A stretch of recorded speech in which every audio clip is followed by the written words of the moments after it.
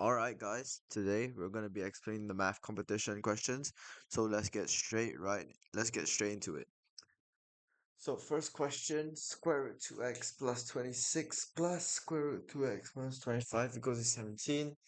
First of all, we're going to move one of the square roots over so that we can isolate one of them. So we get square root 2x plus 26 equals to 17 minus square root 2x minus 25.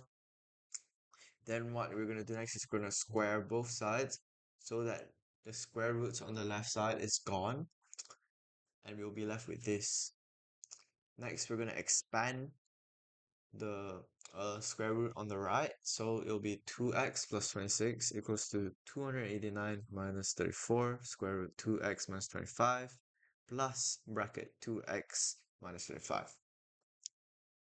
So next, we're going to expand it again so we can remove this bracket here. So it's 2x plus 26 equals to 2x plus 264 minus 34 square root 2x minus 25. So next, we're going to move this to the left and move 26 to the right. So we'll be left with 34 square root 2x minus 25 equals to 264 minus 26, which is 238. So what we're going to do next is we're going to divide both of these by 34 so that we can remove the 34 from the square root. So we'll be left with 2x minus 25 square root equals to 7. So after that, we want to square both sides so that we'll be left with 2x minus 25 equals 49. Now we want to move negative 25 over to the right. So we'll be left with 2x equals to 49 plus 25, which is 74. So next, we want to move the 2 over to the right. So it will be x equals to 74 divided by 2, which will give us 37. Next question is quite tricky, but you'll understand. So we'll first talk about the Pythagoras theorem. The Pythagoras theorem is a square, which in our case will be x, plus b square, which in this case will be 8, and the slanted side will be our c. So what we're trying to find out is e. So we know that OA equals to 8, so that's why our b is 8. So OB equals to x squared plus 8 squared, which will give us c squared for this side, but we're looking for um we're looking for OE. So let's continue. Okay, so OB equals to square root x squared plus 8 squared, which gives us square root x squared plus 64. OC, which is just another square stacked on top of it, is basically adding the same thing. So we add another x since we're trying to figure out the what x is supposed to be. So this will give us square root 2x squared plus 64 and another square stacked and another triangle stacked upon another triangle, which will give us 3x squared plus 64, another triangle, which will be 4x squared plus 64. So now that we're at OE, we can determine that OE equals to 10 and OE also equals to square root 4x squared plus 64. So it's safe to say square root 4x squared plus 64 equals to 10 cm. So next we're going to square root both sides so that we can get rid of the square root. So 4x squared plus 64 equals to 100. Then next we'll move the 64 with the right. So we have 4x squared equals to 100 minus 64, which gives us 36. Then next, afterwards, we want to move the 4 over to the right. So we have x squared equals to 36 divided by 4, which gives us 9.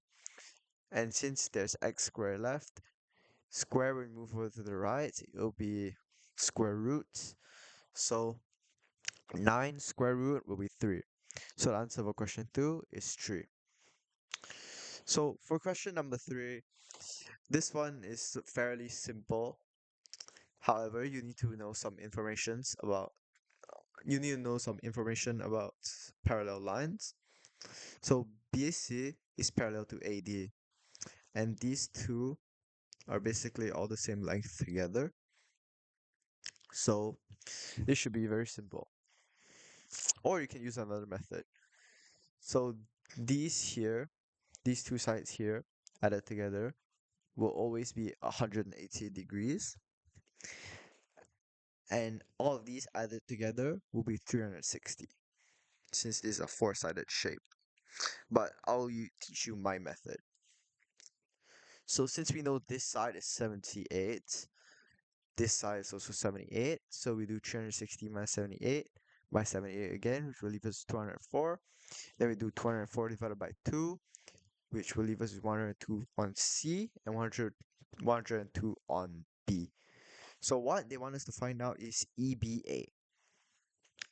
So I assumed that B to E was basically cut in half, and it was correct. And I give my credits to Enchi for helping me with this. So it's 102 divided by 2, which gives us 51. So the answer for 3 is 51. Next one is gonna be a tricky one. However, you're gonna have to bear with me here. So, first of all, let's analyze this problem step by step. We have to find this one, which is basically the equation of line AC. So, in order to find the equation of line AC, we first determine the slope of AC by using points A and C. So the equation for the slope is YC minus YA over XC minus XA, which equals to negative 2 minus 2 over 8 minus 0, which will give us negative 4 over 8, which equals to negative 1 over 2, basically. So using the point slope form of equation of a line and substituting, we'll find that the slope of CD is equals to 2.